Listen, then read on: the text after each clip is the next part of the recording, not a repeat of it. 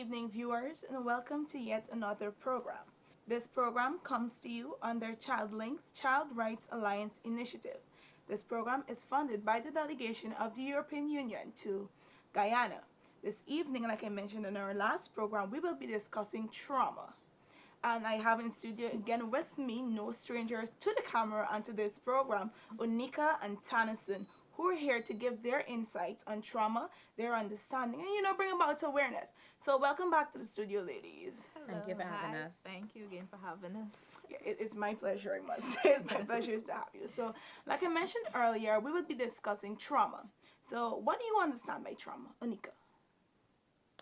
Okay, I would like to say that trauma, basically my understanding, is an injury that have a lasting wound or a long-lasting wound.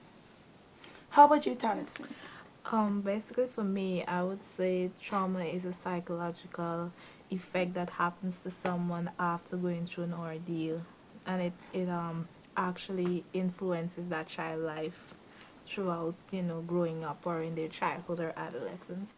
Okay, so that both of those things are trauma, and when a lot of times when we think of trauma, we think of something big, something life altering, which it is. Yeah. Something life altering. And Child Link would have recently conducted a report on trauma.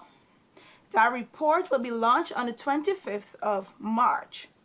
Now, that report outlined trauma as any event or experience that can be physically or psychologically overwhelming for the person who would have experienced that. And it also made mention that someone who witnessed maybe violence or the experience or the event can be affected or can be traumatized. A lot of times we see child abuse as something that a child can grow out of. And we're not speaking to abuse specifically as child sexual abuse, but we're speaking of child abuse in general, where we're speaking about child sexual abuse, physical abuse, emotional abuse, verbal abuse, neglect, and how traumatizing these forms of abuse can be for children. So something else I'd like to ask you is that, can you share an experience that you might have had, in your childhood that you believed was a life-altering experience?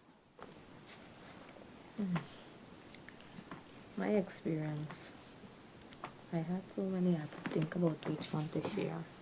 As a child, let me see, I was like 12 years old. I witnessed my mom being raped. And that wasn't easy for me. It was myself and my brother at the time. And the thing that was most troubling about this whole experience when it was all over with is that the perpetrator was identified, and within 24 hours he left the country. He was in police custody and he left the country. That is like, I'm thinking up to today, like if I see this person, which I don't think I can remember the person, but like I would go through in my mind, like if I should reach this person, like if I know his home and confront this person, what I would say, what I would do. That's something that's been playing in my mind for a very long time. Yes. How about you? Onika, I must say sorry that you have Yes, to witness it's such an sorry. ordeal Yes, it's happening very to your sad. mom. That's sad. As a child, that you have to Yeah. look at something of this sort, and you're an adult now, and you remember. You Everything. remember. You see, you vividly Yeah. remember what transpired. So there we see how her life was altered. There we see that memory, that experience, that event that she witnessed lives on. How about you, Well, Tanis? For me, my traumatic experience will be when I was like around the age of 9 or 8. My favorite uncle died, and he was in a boat accident and he died. He drowned, and he knew to swim. So as an adult up to this day, that's my biggest fear, drowning. And I have never learned to swim because I said if he could have swim, he still died. So there's no reason for me going to learn to swim because I will. So I have this fear of actually crossing the Demerara River. It will be a traumatic experience from the time that boats leave the landing to when it reaches over on the other side. So for me, that's traumatic. Even whilst going to Bartica, I always say, I'm never going to Superman because you have to go Yeah. across and I can't swim. But I will go to Bartica because it's in the car and I can dive or going. So my traumatic experience is very concerned, like, that fear of actually dying. And he knew to swim and I can't. So As a he still, result of drowning. And even to this day, it still runs. So we see where, as outlined in the report, where you two might not have directly, you two weren't the victims, No. but you would have witnessed, Yeah. you would have experienced, you felt the pain and the loss of your uncle drowning. And you're questioning, how did this happen if he knows to swim? So that changed your entire perception as an adult. Why do I need to learn to swim when he drowned and he can swim? So that's why Dr. Cox said that it's a life altering experience, because it altered your perception of learning to swim. Because generally the thought would be, if I know how to swim, then I won't drown. If a boat sink or something there's a water accident, then I can swim and save myself. I also know of an incident where there was a boat accident in the Essequibo River where two brothers were there. The one that couldn't swim, he survived. He held onto a 5-gallon bottle, and the one that could swim, he drowned. So there you see how your perception was changed. It was distorted. And for you, Onika, you spoke about you would never forget that. And I'm sure in some ways that experience would have altered some of the decisions that you made in life, how you go about disciplining your children. Simple things as that, or how you choose to do certain things, or if someone should approach you in a certain way. I'm sure it would have triggered some kind of... I'm always on defense, always. You see, you're always on defense as a result of what you would have experienced. So Dr. Kalk was right when he said that it's a life-altering experience. So witnessing sexual abuse of your mother, and, witnessing your uncle drowning as a result of not knowing to swim, or don't let me say that, or witnessing your uncle drowning, although he knows to swim, it would have altered your perception of swimming to some extent. A lot of times we say things like, and I mentioned this earlier, children will grow out of it. Don't worry, she was only 3 when it happened. So she's not going to remember, what happened when she was 3 years old. She's going to grow and she's going to heal. And it's sad because this perception has been embedded in our culture. And as a result, children are left to cope on their own. When they would have experienced something traumatic. Children are left to develop coping mechanisms, deal with this. And I'm sure, have you ever sit to have the conversation of your mother being abused with anyone? You never spoke about it? No. Actually, this is the first time I ever repeated it. Yes. And I'm sure it saddens you. How, as an adult, as a result of something that you experienced as a child, it still saddens you? How about you, Tanis?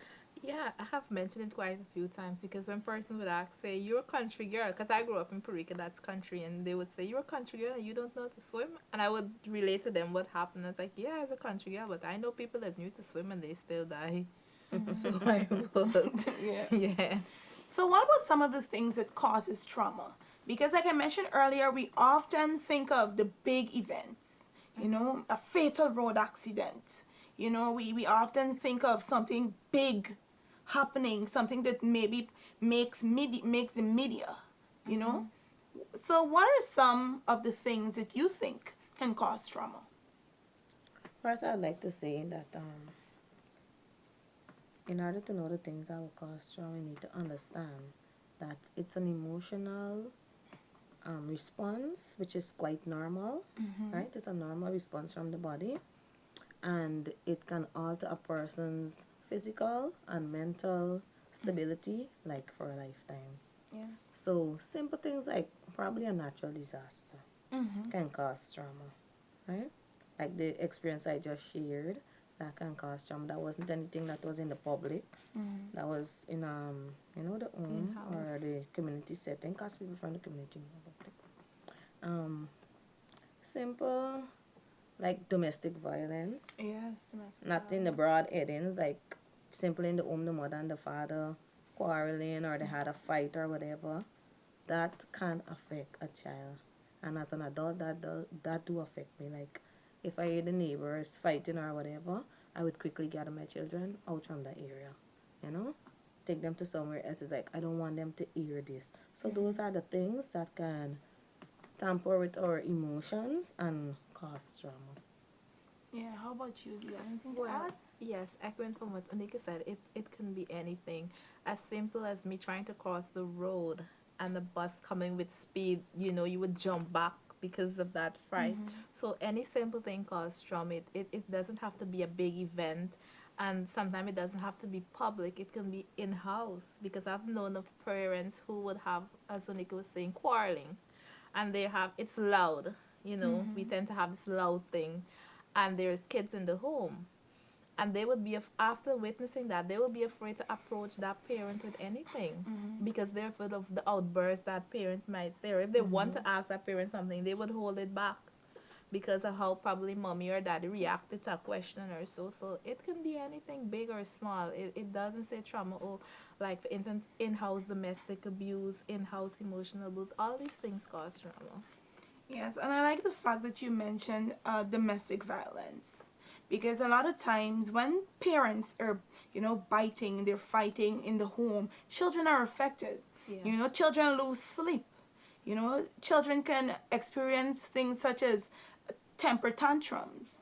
Maybe they're laying there, they're shaking because all they're hearing is fighting and bickering. Sometimes, let's say, it becomes physical, because domestic violence goes beyond the physical.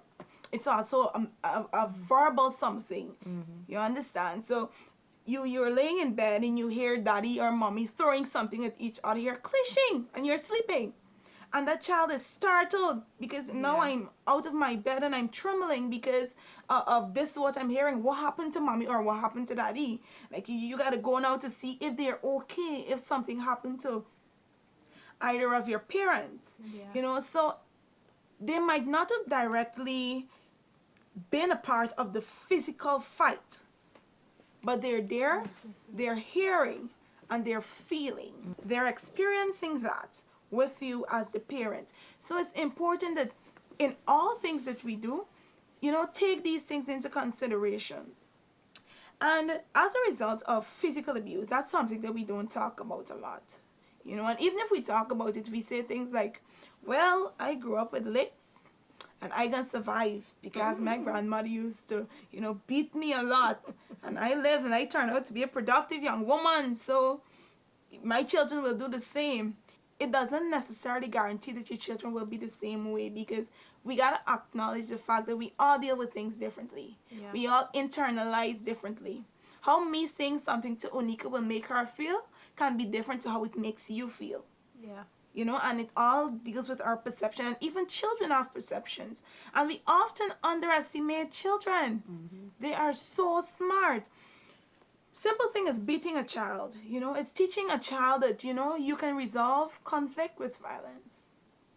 And it can be traumatizing, like, for example, the story you shared with me Yeah. about the young girl in the orphanage who was Yeah. terribly physically abused, but she still expressed love for her mother. Yep. And I can't help but think, when this young woman grows into an adult, how will she feel about disciplining her children? And it can go two ways. Yeah. It can be that she disciplines them the same way that she was disciplined. That's not discipline, that's abuse. Or she abused them the same way that she was abused, or she's afraid to abuse them. She's afraid to discipline them. It might be positive methods of discipline, but because of what she would have experienced as a child, she's afraid that it might make them feel as it made her feel, which can cause a bit conflict in discipline and, Yeah. that mother and children relationship. Or she can just learn and be inspired by her experience to do better, be better, and work out, things with her children in a more positive way. And some things that we fail to realize a lot of times when we discuss trauma is that we say trauma is just trauma, but their effects, they have a lot of effects on our lives. is there anything you'd like to share as it relates to the effects that trauma may have on an individual? Yes, like for instance, a child who's outgoing, whose outbursts always happy, after having something done to her, experience a traumatic event, that child might become sad, always withholding thing in house, not socializing. Even let's go to say as far as that child growing up and turning, a coping mechanism for them would be alcohol Mm-hmm. or smoking. They will eventually become a drug addict or alcoholic. So all of these things, or they might be fearful, having son, you can't sleep, even post-traumatic stress. So yeah. Yes. PTSD. That's something that we see coming a lot out of abuse cases. Children suffer post-traumatic stress disorder, and that in itself is an issue to deal with, Yep. especially if it's a 14-year-old girl or boy who is now going through adolescence, Yep. and there's the added pressure. So how about you, Anika? How about some effects of trauma? Yes, it can lead to depression. Mm-hmm. And as Stan said, like, not only a child that was outgoing that is now in house, or Withdrawn. like those kind of behaviors, like being angry most of the time, Yes. like outbursting, and like just trying to be defensive, and all these things can be as a result of trauma. It's because their lives would have been It's like altered. okay, I was this way, or okay, I was not so outgoing or outspoken, and because of something that occurred, I'm now loud and outburst, as the song says, circumstances make me who I am. I do believe that. You believe that? Yes. Let's typically say you have a A grade student going to school. This child is always at a high level, well mannered, well groomed. After something may have happened, that child becomes change every way of her. And let's say she didn't report it, whatever happened to her parents. Now you as a parent may be wondering what is going on with my child. Some parents may work with that child, some may go and licks. More trauma. More trauma added. So everybody's affected, both the parent and the child. So Yes. And there can also be instances where, as a family member or the parent, you don't even observe the effects of trauma. They are so silent that you don't even know. Understand, say, sharing licks for things that you don't even understand. yep. Yes. Yeah. And Van der Kolk said that trauma wreaks havoc Yeah. in the body, and we deal with things differently. Like I mentioned earlier, we internalize differently. So while some persons might become introverted and shut in and stop socializing, some might become very aggressive. You wonder how this child who was so quiet and easygoing becomes so aggressive in school. He or she is fighting, they're bickering and biting at everyone. It's as a result of them having been traumatized and trying to deal or cope with what they would have experienced. And as parents, a lot of times we need to look for these little signs. Yeah. Parenting can be frustrating. I'm not a parent as yet, but I know it can be. I'm the eldest sibling of three, so I have some knowledge on parenting. I would like to say. I think all our Yeah. siblings don't get the credit that they deserve. So I think I have, to some extent, some knowledge on what parenting might entail, and I've seen my mother deal with me and deal with my siblings, and I know of issues or instances where me myself would have been traumatized, but I didn't relay that to my parent, and of which when I became an adult I did, and her now putting two and two together and say, oh, so this is why you are acting out in this way. Oh, I can add to that. As a parent, I'll share this experience. My like you guys would have known, my husband would due to work, he would come home at Christmas, and sometimes things are always not in right, how he may want it, or so families do have, and we would have our arguments, and we may be loud. I mean, we not physical, but we may be loud, exchanging words like how this supposed to be done, and so. And I've noticed that one year, we were having that argument, and before my daughter came home, she moved over to her grandma. Right, it's just a stop like 10 feet away from us. And she stayed, she spent the entire Christmas. I mean, she came and go and stuff. So when he left, I asked her. I mean, as a parent, that's a, knowing all these things, that's like a highlight for me. I gotta know why. So I asked her, and then she was like, because you guys are always arguing and you guys are always loud, and she gets kind of scared. So I eventually sat with my husband and I had this conversation. Like, certain things are not to be discussed in front of the kids. We have to have a tone setting, Yeah. because this is affecting her, and I don't want her to grow up thinking that this is what is expected of parents, this is what is expected of your marriage life in the whole. So we had to adjust everything as parents, and now things are different. So as parents, you need to look at these little things, like Shanika was saying. These things do impact our children's life.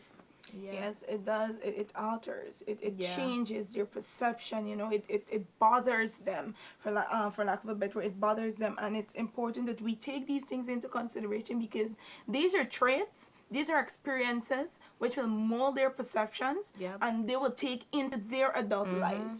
And we all want what is best for our children. Yes, we do. We all want what is best for our children. And while we're talking about the effects, it reminds me of some things like betrayal, Yeah.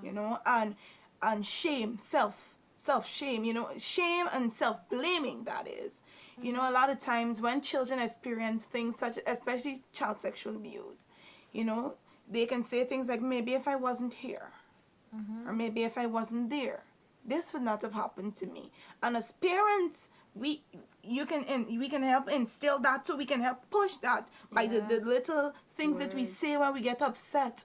Say things like, why are you being, let's say for example, a girl who was, let's say she would take the bus back and forth, what do they call it, dry riding? Bus Right. ride. Yes, Yeah. or bus riding, and let's say a conductor troubles her, and then the parents say things like, maybe if you wasn't there, like, why were you bus riding in the first place? That child, that's more trauma added to her experience. And let me see, like I outlined in the first program, it's not right to bus ride young girls. But even if you do it, which is wrong, it doesn't give anyone the right to touch you inappropriately, speak to you inappropriately, because you're in charge of your body. It doesn't give anyone the right to violate your space.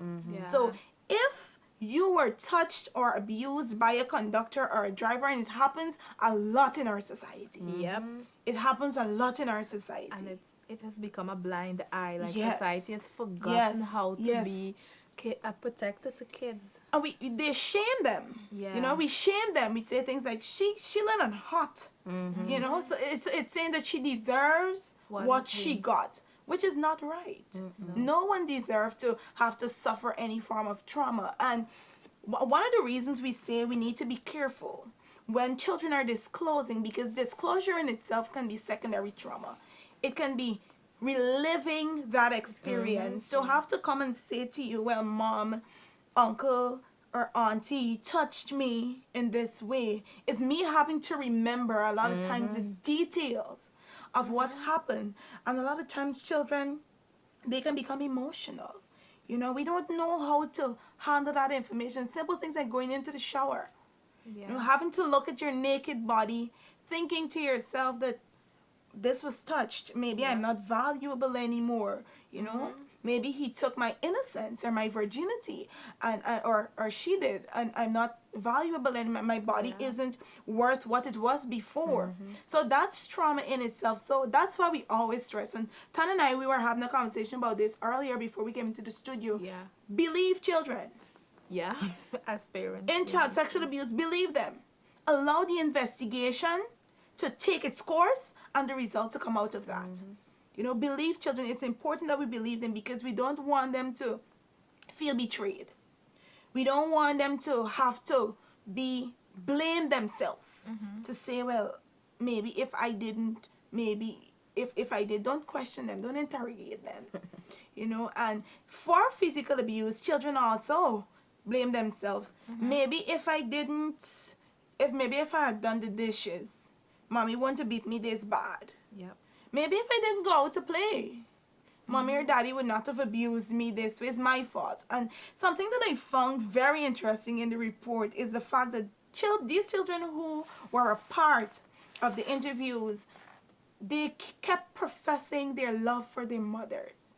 One went on to say, I love my mother so much and I don't even think she know it. Yeah, that's a scary thing. That whole perceptive is scary as a mom. Yes. Yeah. Yeah, so a lot of times they love you despite of the abuse, despite of what you're doing, they love you endlessly. They're ready to forgive. But as parents, you need to pick up that mantle and not only focus on the physical well-being of your child, but focus on the psychological and mental well-being, because that is what determines what they become in the future. That is so true. They can look good, they can have the best clothing, they can be healthy as ever, but as long as their thought process was altered, as long as they were hurt, they were traumatized, it can alter their whole perception of life.